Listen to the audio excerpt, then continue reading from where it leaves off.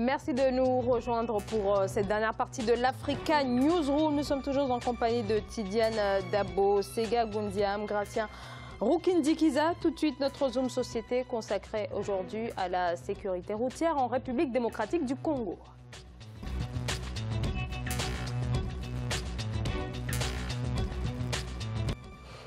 Et tolérance zéro vis-à-vis des automobilistes qui ne sont pas en règle en République démocratique du Congo sur les routes. Et les automobilistes l'expérimentent d'ailleurs depuis quelques jours. Les contrôles des véhicules et autres vignettes sont quasiment systématiques. D'un côté, on a donc le renforcement des agents et de l'autre, des automobilistes, vous allez le voir, très agacés. C'est un reportage de Jacques Amboka. Fluidité des circulations routières dans la capitale congolaise. Beaucoup parmi les propriétaires ont garé leurs véhicules. Ils veulent ainsi échapper au double contrôle institué par les autorités de la ville.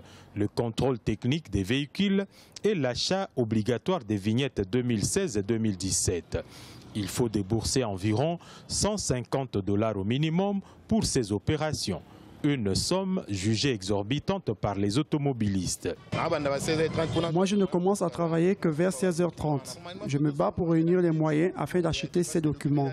Il faut débourser environ 90 $ pour le contrôle technique. J'ai la volonté de le faire, mais c'est trop cher. Donc, ce qui fait que la population n'achète pas encore ou n'accepte pas la demande de l'autorité de la ville, c'est que c'est très cher. Il y a la surévaluation de tous ces éléments que doit acheter cette population pour rouler tranquillement sur les artères de la ville. Si ceux qui se sont acquittés de ces devoirs et certains qui réussissent à échapper aux différentes barrières érigées pour les contrôles peuvent se réjouir de la fluidité de la circulation dans une ville souvent embouteillée, la population en pâtit et paye le prix.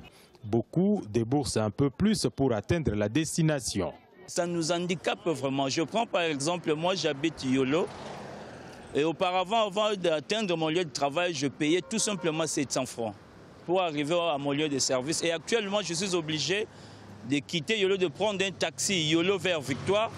Et puis Victoire pour atteindre le centre-ville. Mais même si vous prenez le transport, on payait auparavant 500 francs. Et maintenant, c'est 1000 francs.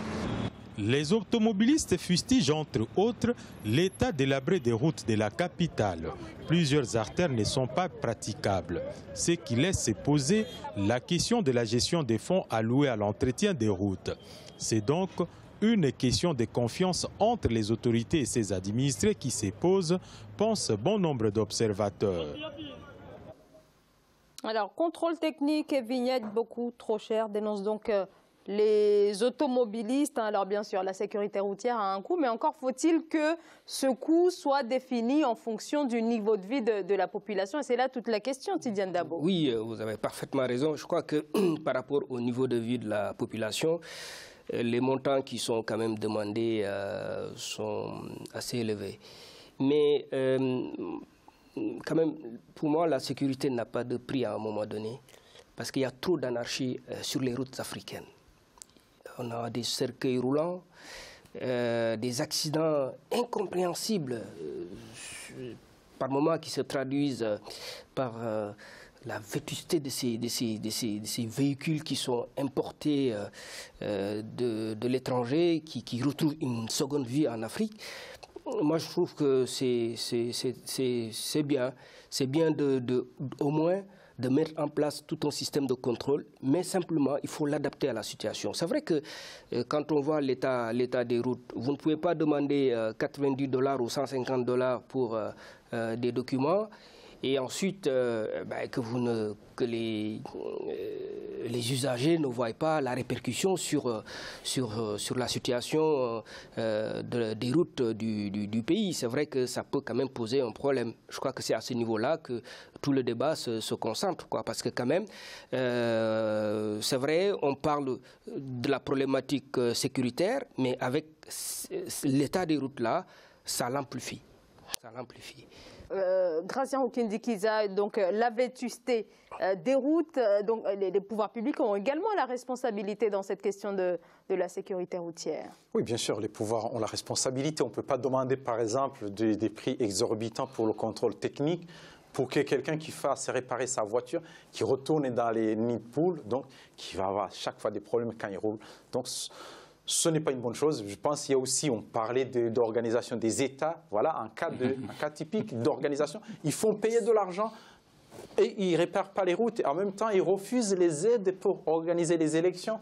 Je pense qu'éventuellement, ce serait des taxes pour avoir l'argent pour les élections. Donc, c'est vraiment, déjà au niveau du pouvoir du Congo, de la République démocratique du Congo, il y a un problème d'organisation, un problème de corruption d'une manière générale dans tout le pays.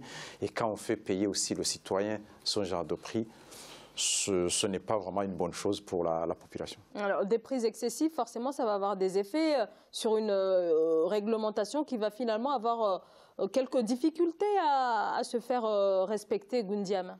Il y a plusieurs problèmes. Je crois qu'on a tort de lier le coût du contrôle technique avec l'état des routes. D'abord, le contrôle technique vient d'être établi, donc l'argent n'est pas encore dans la caisse. On ne peut pas savoir si ce sera utilisé pour... Ils ont l'argent depuis un moment.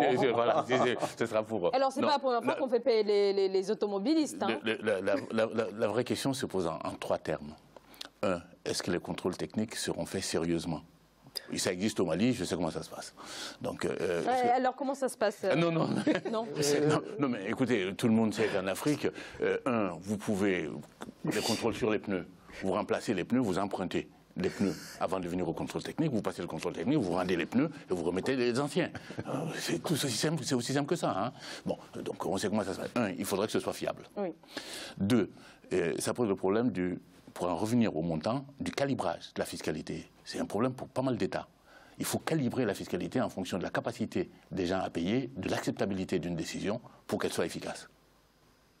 Et ça, il faut toujours en tenir compte. Il ne suffit pas de se réveiller le matin et de se dire « ce serait bien que je fasse ça ». Ce n'est pas comme ça que ça marche. Donc il faut penser à l'acceptabilité et à la capacité des gens à payer. Et le troisième problème que ça pose, c'est le problème global. On a vu un État hyper organisé, hyper discipliné. On vient de passer au contre-exemple parfait. Oui. Gratien, vous voulez intervenir? Oui, bon, c'est un bon exemple. Quand on voit par exemple les contrôles des véhicules au Rwanda, comment c'est organisé sans parler de corruption. Qui doit exister aussi. Mais bon. Là, on ne peut pas s'aventurer vraiment à donner à un policier, à donner de l'argent à un citoyen, à donner de l'argent à un policier quand on est arrêté en plein. Donc c'est vraiment une certaine organisation par rapport à ce qu'on voit. Si vraiment les autorités congolaises changeaient complètement la façon même de travailler des policiers, qu'il y ait un service au niveau de la population, on peut payer, on peut accepter de payer plus, mais qu'il y ait des améliorations. Or, on voit bien qu'on fait payer, mais en réalité, ce n'est pas pour construire les routes qui vont, disons, avoir cet argent, mais il y a beaucoup d'argent, du cuivre, de cobalt, autre chose, ça dépend où. Mais qui est utilisé autre chose. Voilà. Donc, il ne manque pas d'argent vraiment pour construire ces routes. Alors, est-ce que les autorités ne misent pas un peu trop sur le tout contrôle? Et là, on n'a même pas de volet sur la prévention, et c'est extrêmement important. Oui. Je pense, c'est vrai qu'il aurait dû effectivement avoir ce côté prévention, mais je pense que ce genre de contrôle est dissuasif. Je pense que ça peut, pour moi, c'est dissuasif parce que quand on sait que, bon, c'est vrai que si on met en place tout un contrôle sérieux, avec quelques standards qu'on recopie sur le plan mondial, sérieux, avec quand même des autorités sérieuses. Et ça peut être dissuasif, ça peut éviter quand même à la population de courir certains risques, ou bien à certaines personnes de continuer à importer des véhicules qui sont quand même extraordinairement dépassés et qui ne sont plus de cet âge-là. Donc moi je pense que c'est dissuasif, ça peut quand même permettre quand même de partir sur quelque chose. En tout cas, ça pose le débat, c'est très intéressant. Je pense qu'ils vont arriver en tout cas à trouver un accord au niveau du montant, mais aussi sur le contrôle. Moi je pense sur le contrôle des fonds qui seront quand même mis à la disposition. Sega Goundiam, vous aussi vous pensez que ça peut être dissuasif? Le sujet n'était pas tellement sur le contrôle. Il était sur le coût. Il était sur le coût. Mais revenons au contrôle. Oui. Tout dépend comment vous concevez le contrôle. Si le contrôle consiste à vérifier que vous avez le macaron qui indique que vous êtes passé au contrôle technique, ce n'est pas la même chose que si le contrôle va au-delà et vérifie un certain nombre d'éléments visibles. Donc l'état même du véhicule... C'est pas la même chose. C'est pour ça que je ne focaliserai pas sur les voitures importées. Ça, c'est une autre histoire. Ce que j'ai dit sur la fiscalité, je peux le dire sur l'accès aux voitures en Afrique. Mais finalement, vous ne pouvez pas être derrière tout le monde. C'est-à-dire que, même ici, on le voit. Par exemple, même le contrôle technique. Monsieur Daou, le système, il est facile. Le contrôle technique. Peu importe ce que vous importez. Dès lors qu'il est, avant d'être mis en circulation, il est contrôlé. S'il est pourri, il ne sera pas mis en circulation. Mais c'est le contrôle aussi est fiable. On en arrive à la même chose. Donc peu importe que ce soit importé ou pas, peu importe quelles conditions on importe. Le tout, c'est que pour la mise en circulation, on mette un verrou. Que tous les 2 ans, tous les 4 ans, on vérifie que la voiture est toujours en état. Dès lors, une voiture peut avoir 20 ans, 25 ans et être en très bon état. Une voiture peut avoir 5 ans et être complètement pourrie et déglinguée de partout. Donc il faut juste mettre des contrôles qui valident ou qui invalident. Et des contrôles sérieux, comme vous dites, je suis parfaitement d'accord avec vous. Oui, parce qu'on peut acheter aussi le contrôle. Mais on peut acheter à la fois le contrôle et le contrôle technique et le contrôle par les agents de la sécurité. Ah oui. On peut acheter les deux. Oui. Tidiane Dabo. Oui, non mais ce problème même, on le trouve ici. C'est la raison pour laquelle ici en France aujourd'hui, on est en train de changer de mode de contrôle technique. Maintenant, à partir de demain, ça change. Pourquoi? Parce qu'ils se sont rendus compte qu'il y a des choses qui ne vont pas. Donc, moi, je pense que c'est un atout de mettre en place tout un système. C'est vrai que tout n'est pas... En tout cas, de cette façon-là, c'est vrai que c'est assez brutal. Mais moi, je trouve que c'est dans l'intérêt de la population qu'il y ait ce genre de contrôle, mais aussi qu'on impose les documents par rapport quand même à ces véhicules-là. Moi, je trouve que quand même, pour l'intérêt de la population, la sécurité de la population, moi, je ne trouve pas quelque chose... Ça ne peut être assuré que par un contrôle technique efficace. Ça ne peut être assuré que par ça, pas par la provenance, pas par l'âge. Je continue simplement. Le sujet ne le traite pas. Il serait intéressant de savoir si quelqu'un n'a pas l'exclusivité de ce marché. Oui, alors... C'est une question, on l'abordera dans nos prochaines émissions. Ça expliquerait beaucoup de choses. Il y a un problème qui se pose dans ce pays. On parle de contrôle technique des véhicules. Des véhicules. Oui. Je dis bien que dans ce pays, il n'y a pas de contrôle technique sérieux des avions. Oui, c'est exact. Les avions ne sont pas contrôlés techniquement. Oui. On se présente juste un papier qu'on donne et on ne peut pas demander, l'avion se trouve en l'air, hein. Ce n'est pas une voiture, on peut garer. On sait bien les avions qui atterrissent dans les quartiers. Donc, tout de même, je pense qu'il faudrait vraiment commencer par... Il y a quelqu'un qui a sûrement une exclusivité d'une part, et puis le dernier point, soyons sérieux. Soyons sérieux. Quand on voit la circulation dans les grandes capitales africaines, l'allure qu'on peut avoir dans la circulation, quand on roule à 20-30 km, ce n'est pas là qu'on risque de faire des dégâts.